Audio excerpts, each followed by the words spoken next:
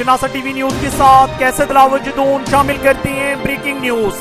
हसन अब्दाल जारी का check post पर असिस्टेंट कमिश्नर हसन अब्दाल अदनान अंजुम राजा ने पंजाब से खैबर पख्तूनख्वा आटा स्मगलिंग का मंसूबा नाकाम बना दिया। आटे से भरे 4 ट्रक चेक पोस्ट पर रोक लिए गए। मुलजमान के खिलाफ एफआईआर दर्ज कर ली गई।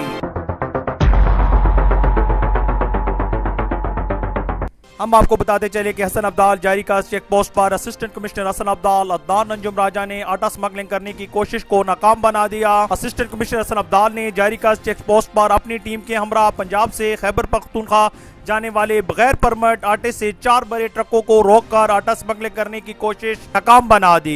मुलजमान के खिलाफ एफआईआर दर्ज करा दी गई। इस मौका पर असिस्टेंट कमिश्नर हसन अब्दाल अदनान अंजुम राजा का कहना था कि तहसील हसन अब्दाल पंजाब में आटे की फरामी को हर मुमकिन यकीनी बनाया जाएगा और स्मगलिंग जैसे धंधा में मुलविस अफराद के खिलाफ सख्त से सख्त कानूनी कार्रवाई अमल में लाई जाएगी। कैमरामैन टीम के साथ कैसे दिलावर जदून, शनासा टीवी, हसन अब्दाल।